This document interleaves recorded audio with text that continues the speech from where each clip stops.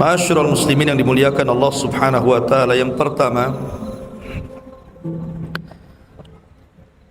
dikisahkan dalam sebuah hadis dari Jabir bin Abdullah radhiyallahu an, suatu ketika Nabi sallallahu alaihi wasallam bersama para sahabat melakukan safar untuk berperang. Ketika itu Nabi dan para sahabat kekurangan kendaraan perang berupa kuda ataupun unta, sehingga terkadang satu unta itu dinaiki 2 atau 3 orang bergantian. Tiba-tiba ada satu orang ketika hendak menunggangi untanya itu, untanya tidak mau jalan. Sahabat ini berupaya untuk supaya untanya jalan dengan cara dicambuknya. Kemudian tiba-tiba sahabat ini mencela unta itu dan mengatakan, la'anakillah, semoga Allah Subhanahu wa taala melaknat kamu. Dan itu terus-terusan sampai Nabi SAW mendengar laknatnya orang ini kepada untanya, sehingga Nabi SAW bersabda, siapa tadi yang melaknat untanya? Maka datanglah pemilik unta itu dan mengatakan, ana ya Rasulullah, saya wahai Rasul. Maka Nabi SAW mengatakan, inzil fala tashabna bimal'un, turun kamu, jangan kau sertakan unta yang sudah dilaknat ini. Kemudian Nabi SAW bersabda, la tad'u ala anfusikum wa la tad'u ala auladikum wa la tad'u ala amwalikum, janganlah kalian berdoa buruk kepada diri-diri kalian, jangan pula berdoa buruk kepada anak-anak kalian, dan jangan pula berdoa buruk kepada harta kalian. Karena seandainya doa itu bertepatan dengan aminnya para malaikat, maka pasti Allah akan mengabulkan doanya. Dari sini kemudian Allah Subhanahu wa taala turunkan sebuah ayat di mana Allah Subhanahu wa taala berfirman di dalam Al-Quranul Karim. Allah Subhanahu wa taala berfirman, "Lau yu'ajjilallahu lin-nasi syarra isti'jalahum bil khairi laqudiya ilaihim ajaluhum fanadharu 'alaihim la yarjuna liqa'ana fi tughyanihim ya'mahun." Allah Subhanahu wa taala berfirman, dan kalau sekiranya Allah Subhanahu wa taala menyegerakan kejahatan bagi manusia seperti permintaan mereka untuk menyegerakan kebaikan, pastilah di akhiri umur mereka, maka kami biarkan orang-orang yang tidak mengharapkan pertemuan dengan kami bergelimang dalam kesesatan mereka. Ma'asyiral muslimin yang dimuliakan Allah Subhanahu wa taala, dari sini ada pelajaran besar bahwa orang dilarang untuk berdoa keburukan kepada siapapun, baik kepada diri sendiri, kepada orang lain, pada anak-anak, ataupun kepada harta. Karena Allah Subhanahu wa taala terkadang mengabulkan setiap ucapan manusia ketika bertepatan dengan aminnya para malaikat. Oleh karena itulah maka di sini ada faedah, hendaklah menjaga lisan. Karena terkadang manusia ini karena marahnya kepada sesuatu terkadang melontarkan kalimat-kalimat yang isinya doa buruk. Seperti maaf orang tua, terkadang apabila ada kejengkelan dari anaknya yang nakal, terkadang mendoakan yang tidak-tidak kepada anaknya. Maka Nabi SAW mengatakan, jangan berdoa buruk kepada anak-anak kalian. Dahulu ada seorang yang bernama Jurayz, seorang ahli ibadah. Ketika dia dipanggil ibundanya, dia sedang solat sunnah. Kata ibunya, ya Jurayz, ta'al, wahai Jurayz, kemari. Tapi Jurayz malah melanjutkan solat sunnahnya. Dalam hatinya Jurayz itu berfikir, kalau saya batalkan solat saya durhaka dengan Allah. Kalau saya tidak batalkan solat saya durhaka dengan Allah subhanahu, dengan orang tua. Maka Jurayz kemudian berfikir nih, dibatalkan solatnya durhaka dengan Allah, dilanjutkan solatnya durhaka dengan orang tua. Tapi karena Jurayz ini tidak punya ilmu, akhirnya kemudian Jurayz ini lebih mengutamakan solat sunnah dibandingkan panggilan ibunya. Akhirnya ibunya jengkel, kemudian berdoa kepada Allah subhanahu wa ta'ala saking marahnya dengan mengatakan, ya Allah, jangan kau wafatkan putraku kecuali kau uji dia dengan seorang wanita pelacur. Berlalulah zaman, rupanya doa ibunya ini menjadi sebuah kenyataan di mana Allah kabulkan keinginan ibunya. Jadi suatu ketika berkumpul para preman, orang-orang jahat yang tidak suka dengan Jurayz ini. Kemudian mereka membuat makar untuk mengganggu Jurayz dan juga untuk supaya orang-orang tidak percaya lagi dengan Jurayz. Maka orang-orang jahat ini bersepakat untuk menyewa seorang pelacur. Setelah adanya kesepakatan dengan wanita itu, datanglah wanita itu menggoda Jurayz. Tapi Jurayz tidak bergeming dengan godaan itu sama sekali. Sampai akhirnya wanita ini berzinah dengan seorang penggembala kambing yang rumahnya dekat dengan tempat ibadahnya Jurayz. Sampai akhirnya hamil dan melahirkan. Ketika sudah punya anak, dia pun mengatakan bahwa bayi ini hasil dari zinah dia dengan Jurayz. Marahlah orang-orang, akhirnya menghancurkan ibadahnya, tempat ibadahnya Jurayz, dan memukuli Jurayz. Tapi Jurayz kemudian meminta waktu untuk berwudu dan solat 2 rakaat. Setelah solat, maka dia mengatakan, datangkan kepadaku bayi itu. Didatangkan bayinya. Kemudian setelah didatangkan, Jurayz pun kemudian menusuk perutnya dan mengatakan, man abuk, siapa bapakmu? Maka orang ini mengatakan, bayi ini mengatakan, abi ra'il ghanam, bapakku adalah penggembala kambing. Maka orang-orang kaget, ada bayi bisa bicara. Kemudian membela Jurayz. Dari situ mereka sadar, kemudian meminta maaf kepada Jurayz, akhirnya kembali membangunkan tempat ibadahnya. Dari kisah ini ma'asyiral muslimin, bahwa hati-hati kalau bicara. Makanya kalau seseorang marah kepada seseorang, lebih baik diam dibandingkan bicara. Karena terkadang pembicaraan itu merupakan doa yang bisa diaminkan para malaikat. Ini kisah yang pertama dari asbab nuzul surah Yunus. Kemudian kisah yang kedua, ma'asyiral muslimin yang dimuliakan Allah subhanahu wa ta'ala, ketika orang-orang Quraisy itu mereka semakin menentang kepada dakwah Nabi sallallahu alaihi wasallam, maka Nabi sallallahu alaihi wasallam jengkel kepada mereka.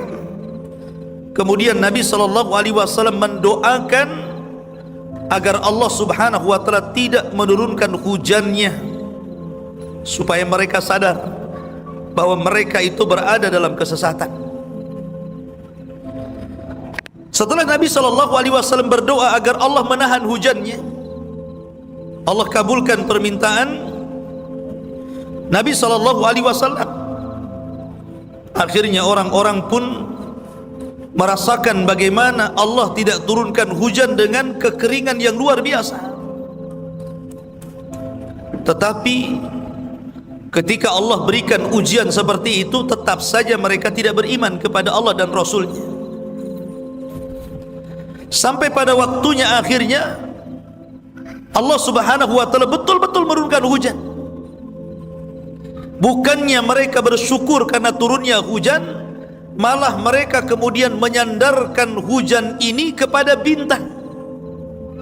Seolah-olah yang menurunkan hujan itu bukan Allah tetapi bintang. Dari sinilah ikhwatu fiddin muliakan Allah subhanahu wa ta'ala, ada sebuah hadis di mana Nabi SAW bersabda, asbaha min ibadi mu'minun bi wa kafirun, fa amma man qala mutirna bi fadlillahi wa rahmatihi fadzalika mu'minun bi wa kafirun bil kawakib, wa amma man qala mutirna bi nau'i kadza wa kadza fadzalika kafirun bi mu'minun bil kawakib. Kata Nabi SAW, beliau bersabda, terkadang seseorang hamba dari hamba-hamba Allah di pagi hari dia beriman kepadaku, tapi terkadang dia kafir. Adapun orang yang berkata kami dihujani dengan nikmat dan karunia Allah, maka Allah berfirman, dia telah beriman kepadaku dan telah kafir dengan bintang-bintang itu. Tetapi siapa yang mengatakan kami dihujani dengan bintang ini dan itu, maka sesungguhnya dia telah kafir denganku dan beriman kepada bintang-bintang itu. Ketika itulah turun surah Al-Waqiah. Allah subhanahu wa ta'ala berfirman, fala uqsimu bima waqi'in nujum wa innahu laqasamun law ta'lamuna azim innahu laqur'anun karim fi kitabim maknun la yamassuhu illal mutahharun tanzilun mir rabbil alamin afa bihadzal hadithi antum mudhinun wa taj'aluna rizqakum annakum tukadzibun. Turun ayat ini. Allah subhanahu wa ta'ala berfirman, maka aku bersumpah dengan tempat-tempat peredaran bintang. Sesungguhnya sumpah itu adalah sumpah yang sangat besar kalau kamu mengetahuinya. Sesungguhnya Al-Quran ini adalah bacaan yang sangat mulia pada kitab yang terpelihara di Lauhil Mahfuz, tidak menyentuhnya kecuali hamba-hamba yang disucikan, diturunkan dari Tuhan semesta alam. Maka apakah kamu menganggap remeh Al-Quran itu, kemudian kalian mengganti rizki Allah subhanahu wa ta'ala yang Allah berikan dengan cara mendustakan karena mereka menyandarkan kepada bintang. Lihat ma'asyiral muslimin, ada pelajaran besar di sini bahwa hujan itu adalah karunia dan nikmat dari Allah dan termasuk rahmat. Nabi SAW kalau turun hujan selalu membuka serbannya, kemudian menyingkap sedikit pakaiannya supaya terkena rintikan hujannya. Ketika itu Anas bin Malik radhiyallahu anhu bertanya, ya Rasulullah, kenapa anda lakukan seperti itu? Maka Nabi SAW mengatakan, sesungguhnya hujan ini hadithu ahdi bi Rabbi,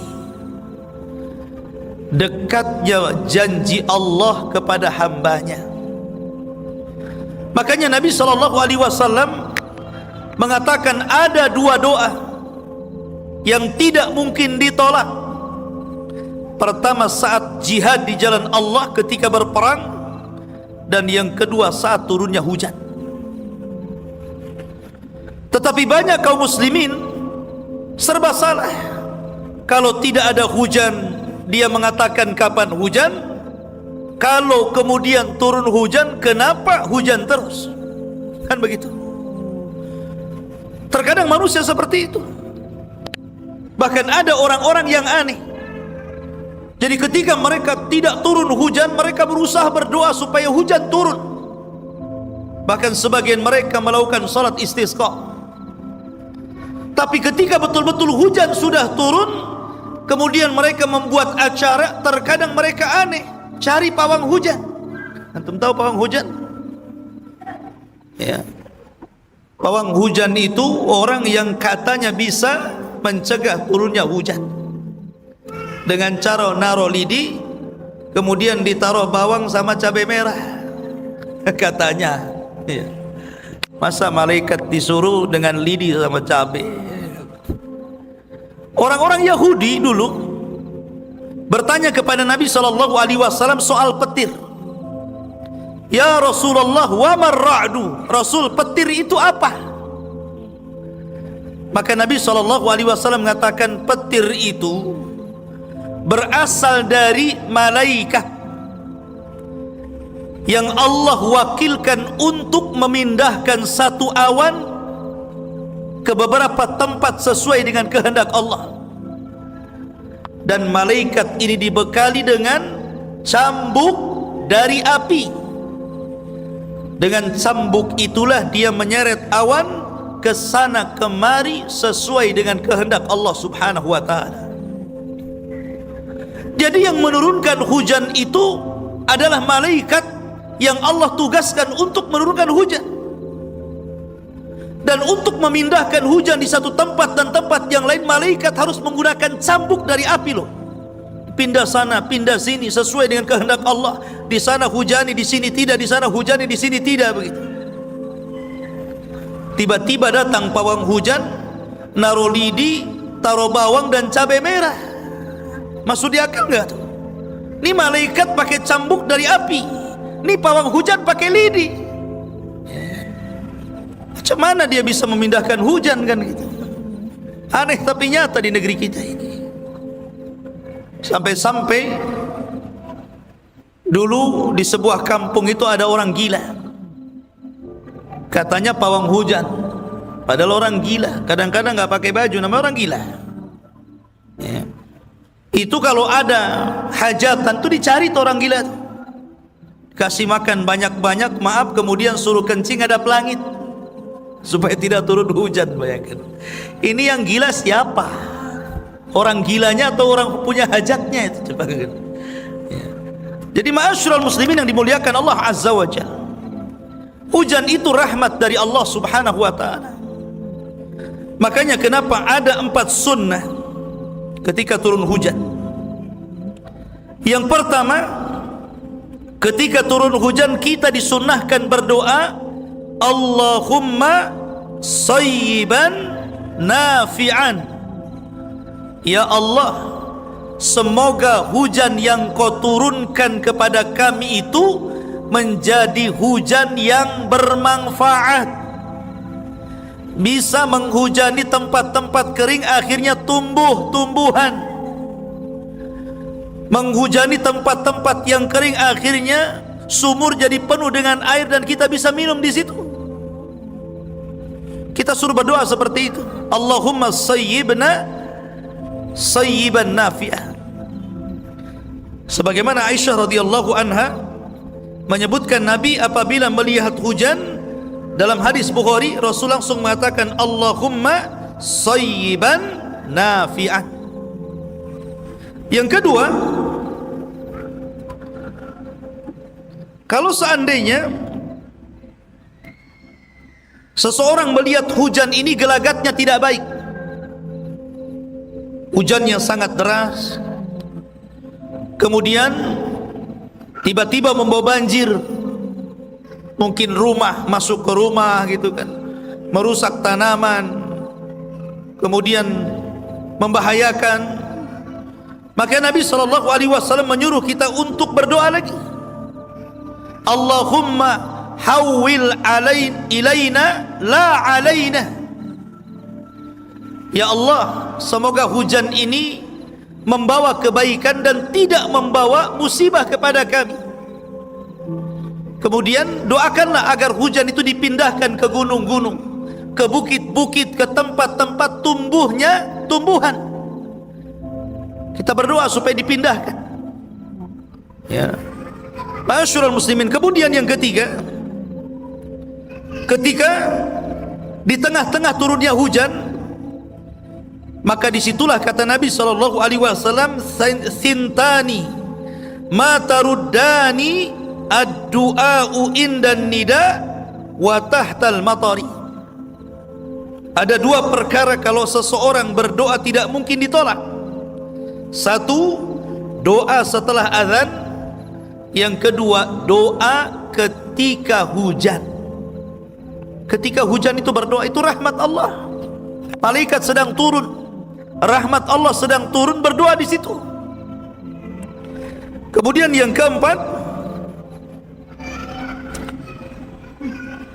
apabila seseorang kemudian melihat hujan, maka sandarkan hujan ini kepada Allah. Ini yang paling penting. Jangan disandarkan kepada bintang tertentu. Karena seseorang latah melihat ke langit, kalau ada bintang nggak ada hujan. Kalau ada bintang nggak ada hujan. Kalau nggak ada bintang pasti hujan. Memastikan dengan ada dan tidaknya bintang, kan? Maka ini jangan sandarkan hujan kepada bintang, karena hujan itu datang dari Allah Subhanahu wa ta'ala. Ini yang kedua. Kemudian yang ketiga, ada satu kisah di zaman Nabi SAW tentang kisah seorang sahabat namanya Abu Ubaidah ibnul Jarrah. Abu Ubaidah ibnul Jarrah. Ketika perang Uhud, Abu Ubaidah ibnul Jarrah ini adalah seorang pahlawan Islam yang ditakuti lawan-lawannya. Tidak ada yang berani mendekati Abu Ubaidah ibnul Jarrah saat perang, karena terkenal keberaniannya. Tetapi dalam perang Uhud ini tiba-tiba ada orang tua, sangat tua, dan dia di pihak Abu Jahal, di pihak orang-orang Quraisy. Afwan, Abu Jahal sudah meninggal di perang Badar. Pokoknya orang tua ini di pihak orang-orang kafir Quraisy yang dipimpin oleh Abu Sufyan ketika itu. Lah, orang tua ini terus mengejar Abu Ubaidah ibnul Jarrah, tapi Abu Ubaidah ibnul Jarrah selalu menghindar. Jadi kalau seandainya ketemu dia lagi, dihindari lagi, bertemu lagi, menghindar lagi. Berkali-kali dia hindari orang tua yang sudah renta itu, sampai pada waktunya tidak bisa menghindar lagi. Akhirnya kemudian terpaksalah dia pun melawan orang tua yang sudah tua itu dan berhasil membunuhnya. Kemudian setelah peperangan, para sahabat pun membicarakan tentang Abu Ubaidah ibnul Jarrah, bahwa dia telah melakukan dosa besar dan dia telah gugur amalannya. Kenapa para sahabat bicara seperti itu kepada Abu Ubaidah? Karena yang dibunuh dalam perang Uhud itu bapaknya sendiri. Orang tua itu bapaknya. Bapaknya di pihak orang kafir Quraisy, sementara Abu Ubaidah ibnul Jarrah di pihak Nabi. Maka sahabat mengatakan dia telah melakukan dosa besar dan telah gugur amalan. Maka menangislah dan bersedihlah Abu Ubaidah ibnul Jarrah ini. Dia datang kepada Nabi SAW. Kemudian dia mengatakan, "Ya Rasulullah, sesungguhnya aku tidak membunuh bapakku. Sesungguhnya aku membunuh kekafiran yang ada pada badan bapakku," katanya. Kemudian Nabi SAW terdiam. Kemudian kisah yang sangat mirip juga, tetapi tidak sampai seperti kasus Abu Ubaidah, adalah kisah Sa'ad bin Abi Waqqas. Sa'ad bin Abi Waqqas, satu di antara 10 sahabat yang dijanjikan masuk surga, sama dengan Abu Ubaidah ibnul Jarrah. Satu di antara 10 sahabat yang dijanjikan masuk surga juga. Jadi ketika dia masuk Islam, ibundanya tidak mau masuk Islam, sementara ibunya ini sangat cinta dengan Sa'ad bin Abi Waqqas, sangat cinta sekali, tidak bisa berpisah dengan anaknya walaupun sekejap. Tiba-tiba Sa'ad masuk Islam, dan orang-orang pun membicarakan tentang Sa'ad. Maklum namanya perempuan sudah tua, kalau dibicarakan orang ramai tentu dia sakit hati, sehingga dia memaksa Sa'ad untuk kembali kepada agama moyangnya, menyembah berhala lagi. Tapi Sa'ad tidak mau. Akhirnya ibundanya bersiasat untuk tidak makan sampai mati, dan itu menjadi sebuah kenyataan. Betul-betul ibunya demo mogok makan, tidak mau makan 1 hari, 2 hari, 3 hari, akhirnya pingsan dan hampir sakaratul maut. Tetapi Sa'ad bin Abi Waqqas, walaupun dia tahu sayangnya orang tua kepada dia, cintanya ibunya kepada dia, tetap saja dia lebih mencintai Nabi SAW. Lihat istiqamah. Sampai akhirnya dia bisikkan di telinga ibunya, "Ya ummah, wahai ibuku, sesungguhnya saya tidak mungkin meninggalkan agama Muhammad. Kalau engkau paksa diriku untuk meninggalkan agama Muhammad, aku tidak akan meninggalkannya. Dan kalau engkau terus seperti itu, tidak mau makan sampai mati, silahkan. Mau makan silahkan, tidak juga silahkan." Akhirnya digituin.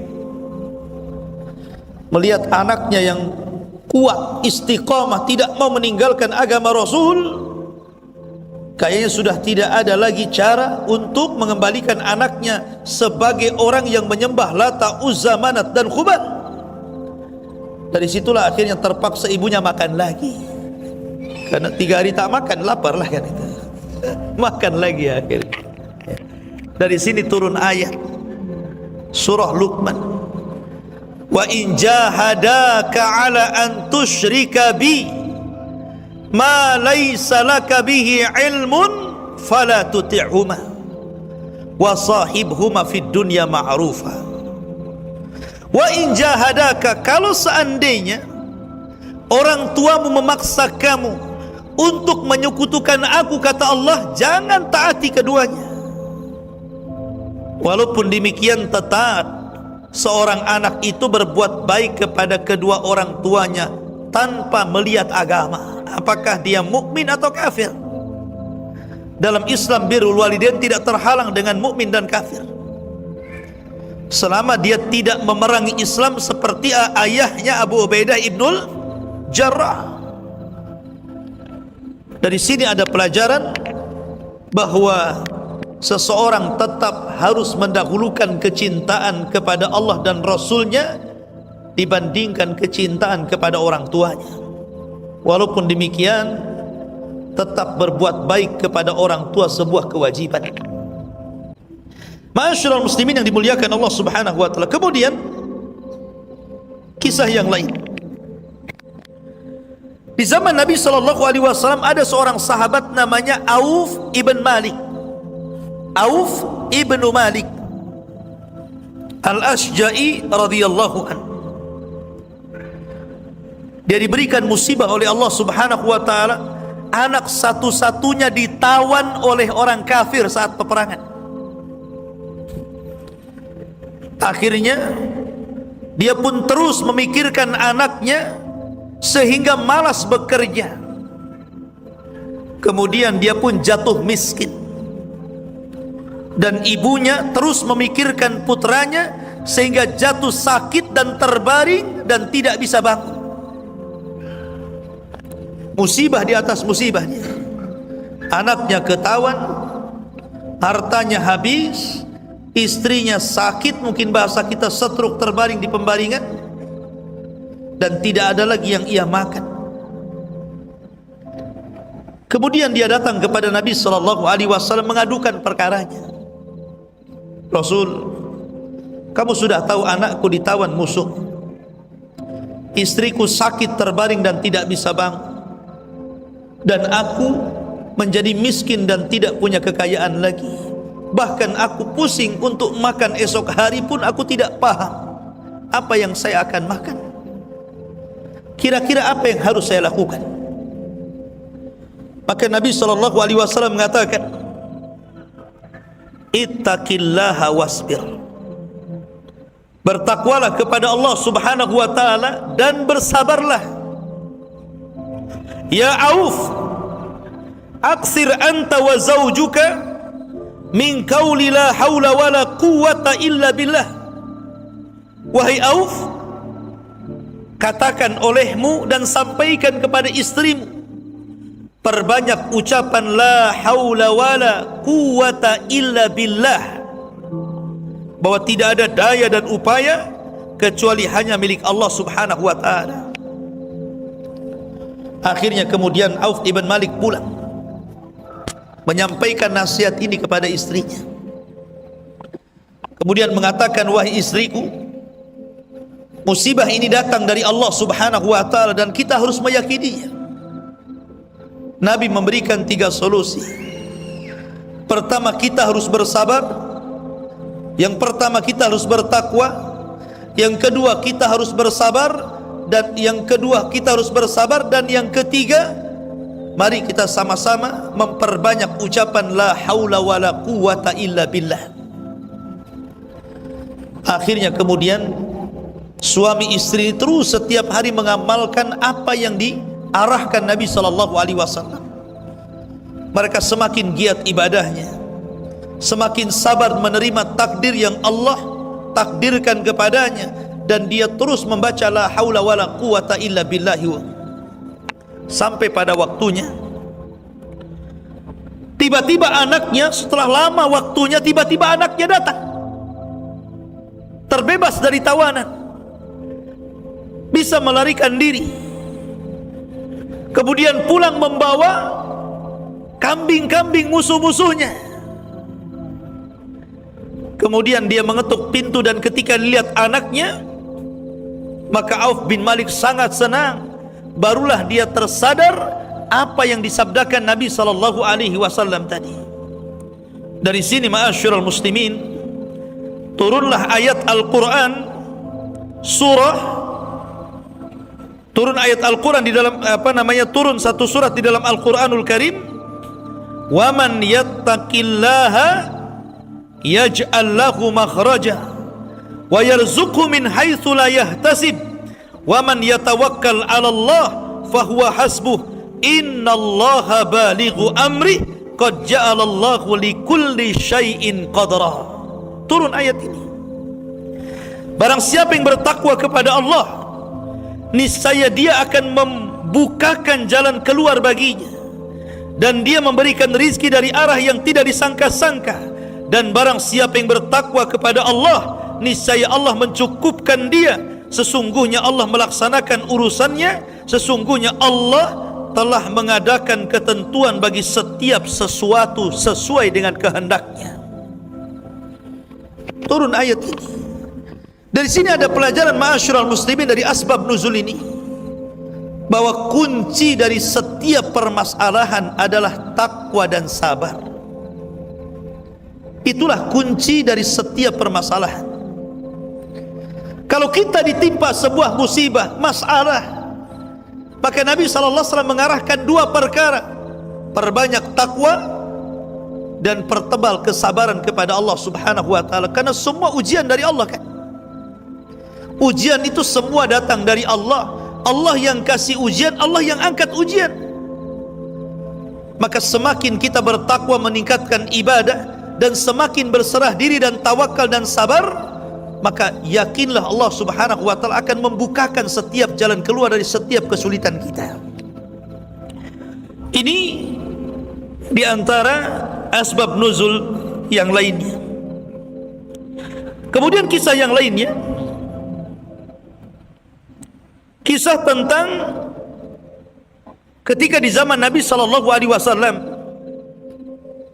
Nabi SAW pulang dalam peperangan.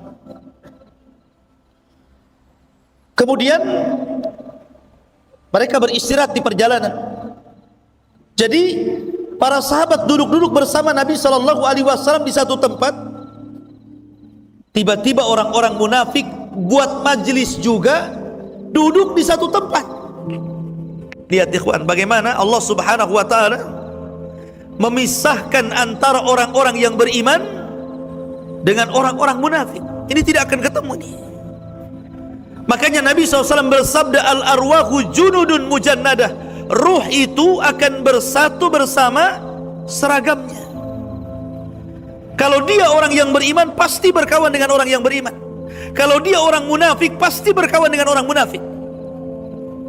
Kalau antum sudah ngaji, pasti antum akan berkawan dengan ikhwan-ikhwan yang sudah ngaji. Coba orang yang enggak pernah ngaji duduk di majelis ilmu, kemudian dia suka dengan motor, pasti kawannya geng motor. Memang begitu. Orang jahat berkawan dengan orang jahat, orang baik berkawan dengan orang baik. Lah orang-orang munafik ini, tiba-tiba mereka mengatakan sambil melirik mata mereka kepada sahabat yang sedang duduk-duduk bersama Nabi sallallahu alaihi wasallam dan mengatakan, ma ra'aina misla qurra'ina haula'i arghabu butunan wala akdhabu alsinan wala ajbanu indal liqah. Ya, apa kata orang munafik? Ini disyaratkan kepada Rasul dan para sahabat. Kami tidak pernah melihat seperti para pembaca Al-Quran di tengah-tengah kami. Mereka paling rakus dalam dunia, mereka paling dusta dalam ucapan, dan mereka paling pengecut saat berjumpa dengan lawan. Kemudian mereka mengisyaratkan, tuh orang-orangnya, katanya. Maksudnya Rasul dan para sahabat. Bayangkan, ini orang munafik mencela Rasul dan para sahabat dan mengatakan mereka adalah orang yang paling rakus dengan dunia, mereka adalah orang yang paling dusta dalam ucapan, mereka orang yang paling pengecut saat berjumpa dengan lawan. Rupanya ada seorang sahabat mendengar kata-kata itu, namanya Zaid ibn Thabit. Ya, dilaporkan kepada Nabi sallallahu alaihi wasallam. Tapi sebelum dia datang, Jibril sudah ngasih tahu dulu ucapan orang-orang munafik itu. Dari sini Allah Subhanahu wa taala turunkan ayat. Di dalam surah At-Taubah ayat 65 Allah mengatakan di dalam Al-Qur'anul Karim, wala in sa'altahum la yaqulunna innama kunna nahudu wa nal'ab qul abillahi wa ayatihi wa rasulihi kuntum tastahzi'un la ta'tadiru qad kafartum ba'da imanikum. Apabila kau tanya kepada mereka orang-orang yang mengolok-olok itu, pasti mereka menjawab, kami hanya main-main saja, kami hanya bercanda saja, tidak serius. Tapi Allah katakan ya Muhammad kepada mereka, apakah dengan Allah, dengan ayat-ayatnya, dengan Rasulnya kalian membuat candaan, kalian memperolok-olok? Katakan kepada mereka, jangan mencari-cari alasan, kalian telah kafir setelah keimanan kalian. Ketika mendengar ayat ini turun, maka orang-orang munafik ketika itu langsung berlari menuju Rasul, sementara Rasul berada di atas untanya. Kemudian mereka menarik-narik pelananya mengatakan, ya Rasulullah, kami hanya main-main saja, kami hanya bercanda saja. Tapi Rasul mengatakan, la ta'tadiru qad kafartum ba'da imanikum, jangan kau cari alasan, kalian telah kafir setelah keimanan kalian.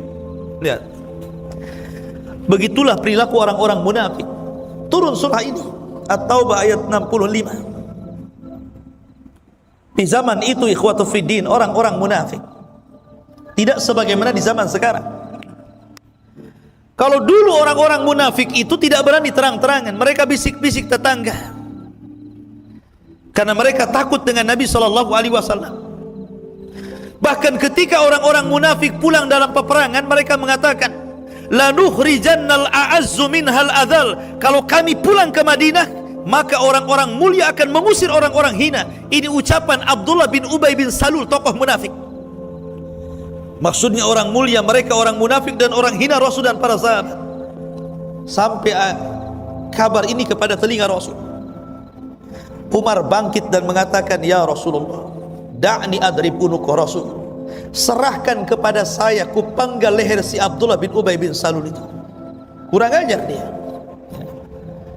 Maka Nabi SAW, banyak para sahabat datang kepadanya menawarkan untuk memenggal kepalanya, sampai tersebar bahwa Rasul seolah-olah memerintahkan sahabatnya untuk membunuh tokoh munafik itu. Datang anaknya Abdullah bin Abdullah bin Ubay bin Salul. Anaknya ini orang baik, dia masuk Islam, dan dia sangat baik keislamannya dan memperjuangkan dakwah Nabi sallallahu alaihi wasallam, tapi bapaknya tokoh munafik. Rupanya buah mangga itu tidak semestinya jatuh dekat dengan pohonnya, terkadang jauh juga. Itulah maksudnya.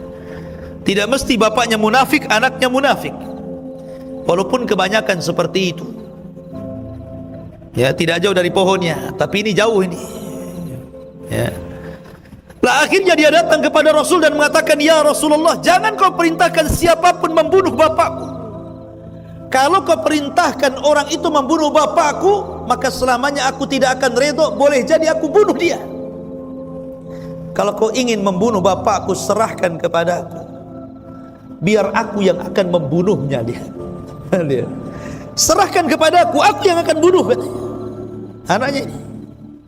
Tapi Nabi mengatakan, "Irfiq," tidak, berbuat lembutlah kau kepada bapakmu, hai Abdullah.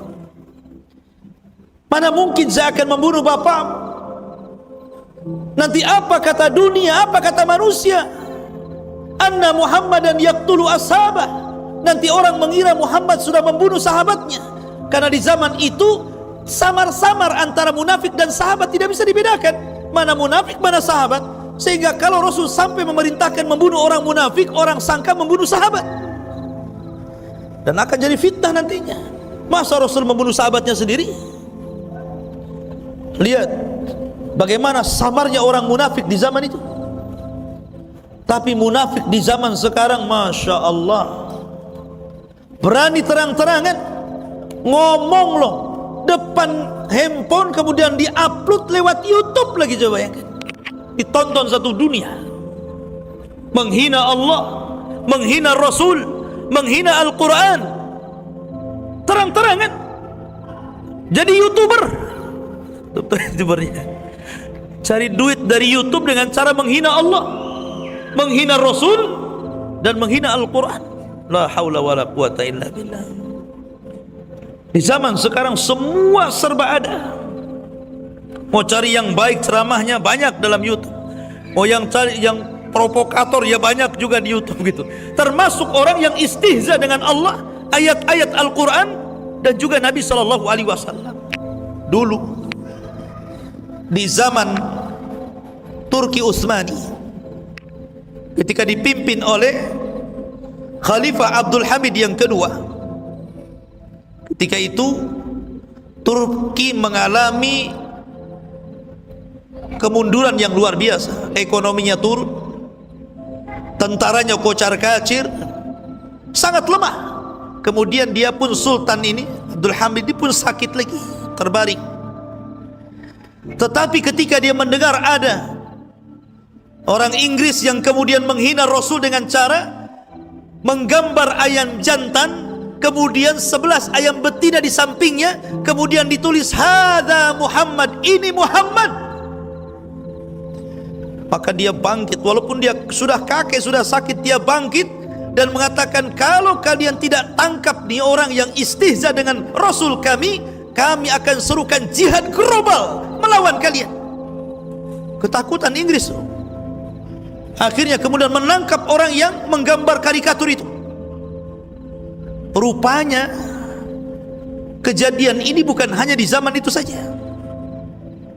Orang-orang yang menghina Nabi SAW terus sampai belakangan kita kenal kan, sampai ada orang yang buat film untuk menghina Nabi SAW. Ya. Siapa yang memerankan Rasul SAW?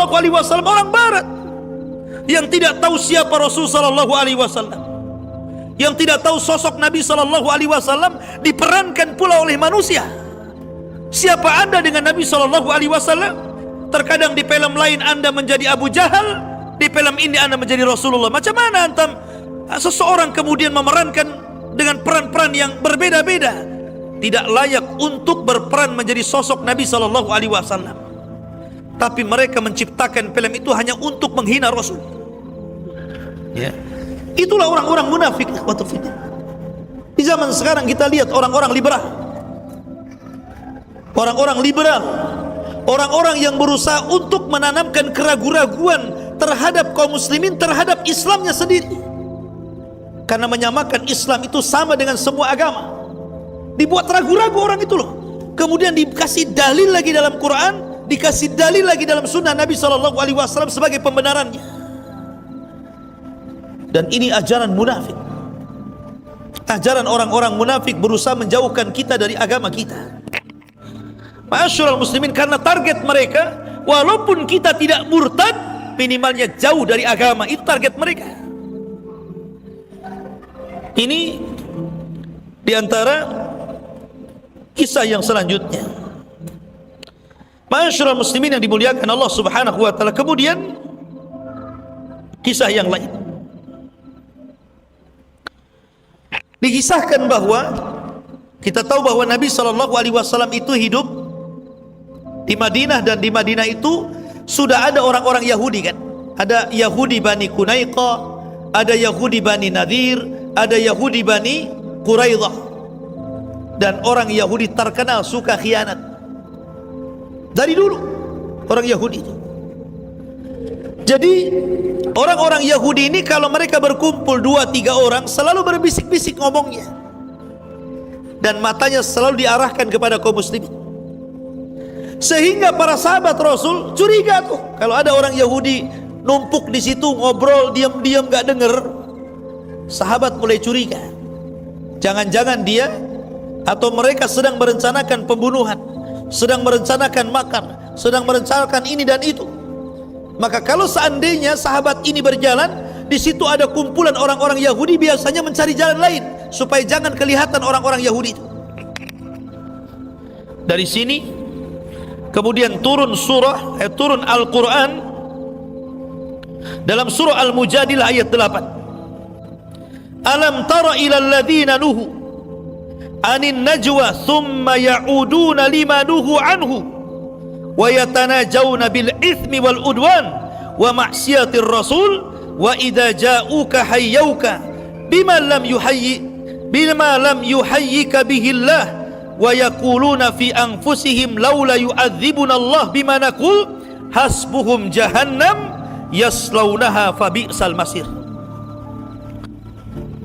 Allah Subhanahu wa taala berfirman, apakah kamu tidak memperhatikan orang-orang yang telah dilarang mengadakan pembicaraan rahasia? Maksudnya orang-orang Yahudi yang berbicara bisik-bisik itu.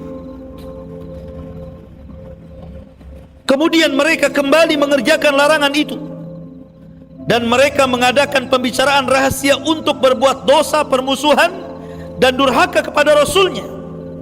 Dan apabila mereka datang kepadamu, mereka mengucapkan salam kepadamu dengan memberi salam yang bukan sebagai yang ditentukan Allah untukmu, dan mereka mengatakan kepada diri mereka sendiri, mengapa Allah tidak menyiksa kita disebabkan apa yang kita katakan itu? Maka Allah berfirman, cukuplah bagi mereka jahanam yang akan mereka masuki, dan neraka itu adalah seburuk-buruk tempat kembali bagi mereka. Orang-orang Yahudi itu ikhwatu fiddin di zaman itu terkadang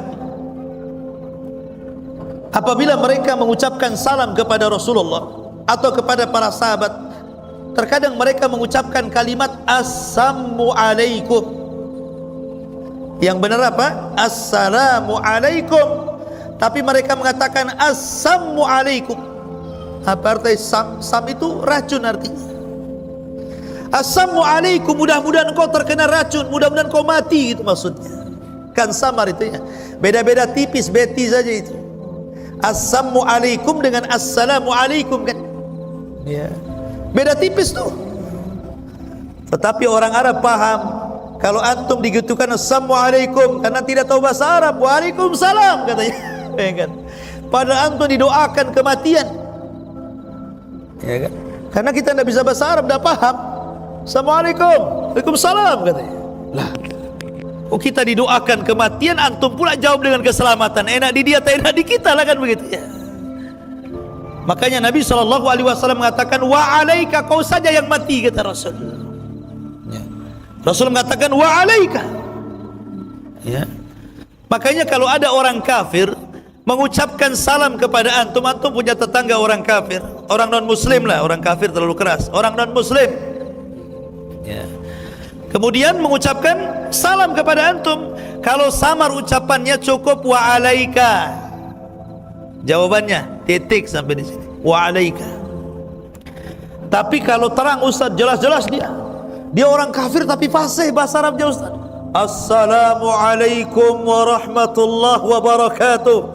Fasih banget nih. Saya aja gak sepasih orang kafir itu Ustaz. Jawab gak nih Ustaz?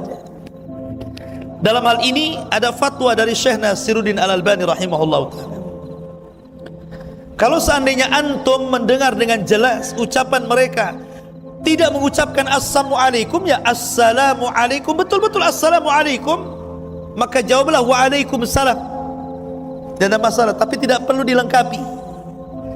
Kecuali yang mengucapkan salamnya orang Islam, lengkapi. Kalau ada orang Islam salam assalamualaikum, lengkapi waalaikumsalam warahmatullahi wabarakatuh. Tapi kalau orang kafir walaupun jelas assalamualaikum, cukup waalaikumsalam gitu saja. Tapi kalau samar wa alaika, nanti dia mengucapkan assalamualaikum, ya. Begitulah orang-orang Yahudi berusaha untuk menyakiti Nabi SAW. Bahkan Nabi pernah diracun oleh orang Yahudi setelah perang Khaybar oleh seorang wanita namanya Zainab bintul Haris. Itu ngasih daging kesukaan Rasul, paha kambing, sudah dilumuri racun tuh, dan Rasul sempat memakannya. Tapi Rasul itu fisiknya kuat, sehingga pengaruh racun itu bertahun-tahun baru terasa ketika menjelang ajalnya. Pada hari Senin tanggal 12 Rabiul Awal tahun 11 Hijriah Rasul wafat. Jadi beberapa hari sebelum ajalnya dia merasakan pengaruh racun itu. Padahal sudah bertahun-tahun tuh, karena fisiknya sangat kuat, ya.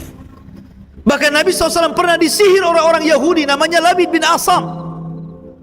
Memang orang Yahudi itu membuat makar, betul-betul makar kepada Nabi SAW. Jadi jangan pernah percaya dengan orang-orang Yahudi, karena dari zaman Rasul berusaha untuk menyakiti Rasul, bahkan melakukan upaya pembunuhan. Begitulah Allah menggambarkan orang-orang Yahudi Bani Israel, yaqtulunal anbiya'a bighairil haq. Mereka suka membunuh para nabi.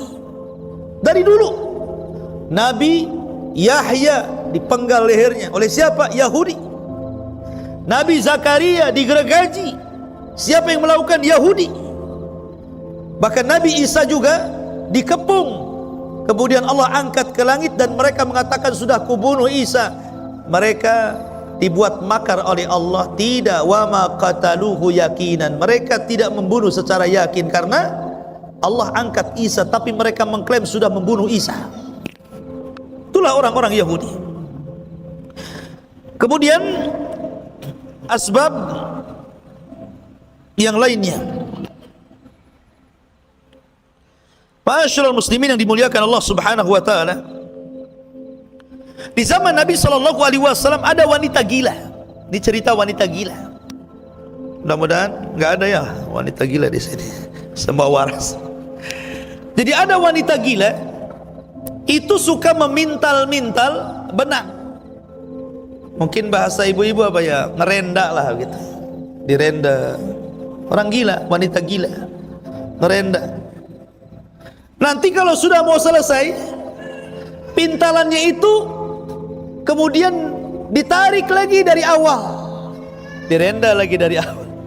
Namanya orang gila, gak selesai-selesai buat taplak meja nih, sudah mau jadi, pintalannya ditarik lagi jadi benang panjang lagi, kemudian dipintal lagi, udah mau selesai ditarik lagi. Itulah orang gila. Orang gila kan begitu ya. Dia kalau membangun sebuah bangunan sudah mau selesai dirobohkan. Jadi kalau orang buat rumah udah mau jadi, datangkan alat berat, robohkan. Besoknya datangkan tukang lagi, dibangun lagi, sudah mau jadi, datangkan alat berat, robohkan. Gila nggak tuh? Itulah orang gila. Jadi Allah Subhanahu wa taala hendak membuat permisalan dengan wanita ini yang tukang pintal benang. Kalau sudah mau jadi ditarik lagi pintalannya. Allah Subhanahu wa taala berfirman dalam surah An-Nahl ayat 92, "Wala takunu kallati naqadat ghazlaha min ba'di quwwatin ankatha tattakhiduna aymanakum dakhalan bainakum an takuna ummatan hiya arba min ummatin innama yablukumullahu bih wala yubayyinanna lakum yawmal qiyamah ma kuntum fihi takhtalifun. Allah mengatakan dalam surah An-Nahl 92, dan janganlah kamu seperti seorang perempuan gila yang menguraikan benangnya yang sudah dipintalnya dengan kuat menjadi cerai-berai kembali. Kamu menjadikan sumpah perjanjianmu sebagai alat penipu di antara kamu, disebabkan adanya satu golongan yang lebih banyak jumlahnya dari golongan yang lain. Sesungguhnya Allah hanya menguji kamu dengan hal itu, dan sesungguhnya di hari kiamat akan dijelaskan kepadamu apa yang dahulu telah kamu perselisihkan dalam hal itu. Maksudnya apa di sini, ikhwan? Maksudnya, kalau seseorang sudah membuat kesepakatan, al-muslim ala syurutihim, seorang muslim itu di atas syarat-syarat yang disepakati, ikhwan. Maka jangan pernah, kalau orang sudah sepakat dengan syarat-syarat tertentu, dengan perjanjian-perjanjian tertentu, tiba-tiba dibatalkan sepihak, kemudian bercerai hanya karena sebuah kepentingan, tidak boleh. Umpamanya seseorang berkumpul membuat masjid, membuat yayasan, membuat pendidikan, bersepakat, nanti kita akan kelola pendidikan ini, kita akan begini. Itu masih kecil. Setelah mulai membesar yayasannya, mulai membesar pesantrennya, sudah membesar sekolahnya, sudah membesar sedikan, mulailah saling melirik kepentingan di dalam situ. Sudah lupa perjanjian awal itu. Kita akan bangun sama-sama, kita akan berdakwah sama-sama, kita akan membesarkan sama-sama. Sudah besar, hilang semua itu perjanjiannya. Yang ada apa? Kepentingan di situ kan. Berusaha kemudian menyepak kawannya, berusaha untuk membuang kawannya, berusaha memusuhi kawannya. La haula wala. Maka orang seperti ini diperumpamakan seperti wanita gila dalam Al-Quran. Wanita gila yang memintal-mintal tadi sudah jadi, sudah kuat, kemudian benangnya diulur lagi. Ini sudah kuat, sudah besar bangunannya, kemudian dicerai-beraikan. Begitu Allah Subhanahu wa taala perumpamakan dalam Al-Qur'anul Karim. Maka jangan seperti wanita gila, ya. Ma'asyiral muslimin yang dimuliakan Allah Subhanahu wa taala. Kemudian juga di zaman Nabi sallallahu alaihi wasallam ada seorang sahabat namanya Abu Sufyan. Sebelum dia masuk Islam, Abu Sufyan ini kan belakangan masuk Islam, ya. Setelah Fathu Mekah, ketika pembebasan kota Mekah, dia baru masuk Islam. Tapi Abu Sufyan ini di masa jahiliyah orang kaya, dan setiap sepekan sekali Abu Sufyan ini selalu menyembelih seekor unta. Bayangkan, di zaman sekarang nggak ada orang kaya satu minggu sekali nyembelih kambing kan? Ada orang kaya zaman sekarang satu minggu sekali nyembelih kambing kan? Nggak ada, ya. Paling nunggu Idul Adha. Padahal triliunan uangnya, tapi korbannya satu ekor kambing. Nggak sama dengan uangnya itu, bukan itu. Ya. Abu Sufyan ini kaya, suka nyembelih unta, lagi disembelih setiap Jumat disembelih. Tetapi bukan untuk orang-orang miskin, bukan untuk anak yatim, bukan untuk para fuqara, tapi disembelihnya unta itu hanya untuk hura-hura bersama rekan-rekan dan kawan-kawannya. Makan-makan saja dengan kawan-kawannya, hura-hura begitu saja. Sampai suatu ketika dia sedang menyembelih unta, datang anak yatim tidak pakai baju, hendak meminta beberapa potong dari daging yang disembelih Abu Sufyan itu. Ketika melihat anak yatim itu, dia tidak suka. Akhirnya mengambil tongkat, kemudian mendorong anak yatim itu sampai terjungkal. Ketakutan anak yatim ini menangis, kemudian kabur. Dari situ ma'asyiral muslimin turun Al-Quran, turun ayat, ara'aita alladhi yukadzibu bid-din fadzalika alladhi yadu'ul yatim wala yahuddu ala ta'amil miskin Fawailul lil musallin alladzina hum an salatihim sahun alladzina hum yuraun wa yamnaunal maun. Turun surah ini, Al-Maun. Ara'aita alladzi yukadzibu biddin, tidakkah kau lihat para pendusta agama itu? Allah urut nomor 1, dialah orang-orang yang menghardik anak-anak yatim. Orang yang menghardik anak yatim. Harusnya anak yatim bukan dihardik. Anak yatim itu dipanggil, diusap kepalanya. Kata Rasul, siapa yang mengusap kepala anak yatim, setiap satu helai rambutnya satu kebaikan. Apalagi kalau gondrong tuh, gondrong, kriwel, banyak rambutnya, nah, diusap. Tapi jangan usap saja, kasih duit juga supaya mau diusap. Kalau sini diusap sekali aja mau, habis itu tidak mau lagi kan gitu. Kasih duit, mau 100 kali usap pun, kalau 100 kali kasih amplop mau dia. Ya. Dan berbaik kepada anak yatim itu salah satu cara melembutkan hati. Orang kalau sudah keras hatinya, ikhwan, atau sudah keras, malas ibadah, malas, suka maksiat, mulai mudah dendam, mudah emosi, sudah mengeras hati ini, maka cari anak yatim, makan bersama anak yatim. Ya, itu caranya untuk melembutkan hati. Ma'asyiral muslimin yang dimuliakan Allah Subhanahu wa taala. Kemudian disebutkan dalam kisah di zaman Rasul sallallahu alaihi wasallam dari Abdullah bin Abbas radhiyallahu anhu. Ketika Nabi sallallahu alaihi wasallam diangkat menjadi nabi dan rasul, banyak orang-orang Arab itu, mereka mengingkari kenabian dan kerasulan Nabi sallallahu alaihi wasallam. Sehingga mereka mengatakan, kalau memang Allah berkehendak untuk mengutus seorang rasul, kenapa harus dia? Kenapa tidak malaikat saja, katanya. Mereka mengatakan, kalau memang Allah hendak memberikan hidayah kepada kita semuanya, kata orang-orang jahiliyah itu, kenapa harus dia? Kenapa harus si Muhammad? Kenapa tidak utus malaikat saja? Ya, bagaimana orang-orang jahiliyah itu. Maka Allah Subhanahu wa taala turunkan Al-Qur'an. Allah Subhanahu wa taala berfirman dalam surah An-Nahl. Allah mengatakan, "Wa ma arsalna min qablika illa rijalan nuhi ilaihim fas'alu ahla dzikri in kuntum la ta'lamun." Dan tidaklah kami utus seorang rasul sebelum wahai Muhammad kecuali rijalan, kecuali dari manusia.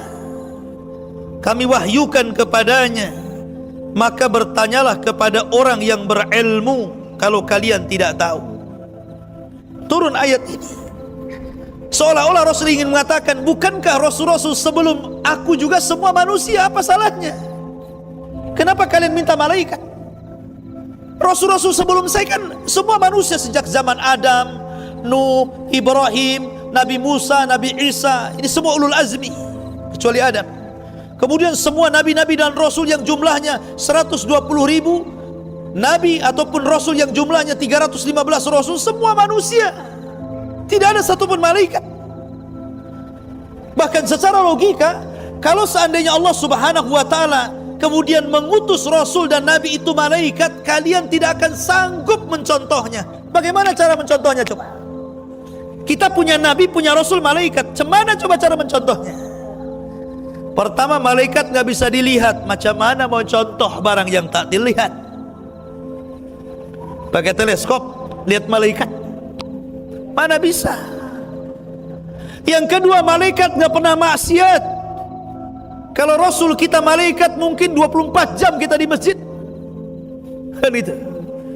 Malaikat nggak makan, antum nggak makan seminggu mati. Malaikat nggak kawin, nggak punya anak, macam mana antum nggak kawin nanti? Dan tidak ada keturunan lagi nanti. Kalau antum mati, selesai mati, nggak ada keturunannya. Malaikat tidak bisa dilihat. Malaikat tidak kencing, tidak berak. Macam mana kita stres dibuatnya? Karena Rasul itu kenapa dibuat dari manusia? Supaya bisa dicontoh. Karena dia makan, kita makan, dia minum, kita minum, dia nikah, kita nikah, dia punya anak, kita punya anak, dia bertetangga, kita bertetangga. Jadi kita bisa melihat kehidupannya dan kita bisa contoh. Dari sini ma'asyiral muslimin, aneh ucapan orang-orang jahiliyah ini, mau minta malaikat pula sebagai rasul yang diutus kepada mereka. Mustahil kita bisa mencontoh malaikat. Bagaimana caranya? Tetapi rahmat Allah, Allah utus seorang nabi dan rasul dari kalangan manusia supaya kita bisa mencontohnya. Kita bisa melihat bagaimana cara jalannya, cara duduknya, cara makannya, dan begitu seterusnya. Ya. Ma'asyiral muslimin, dan yang terakhir, karena sudah malam,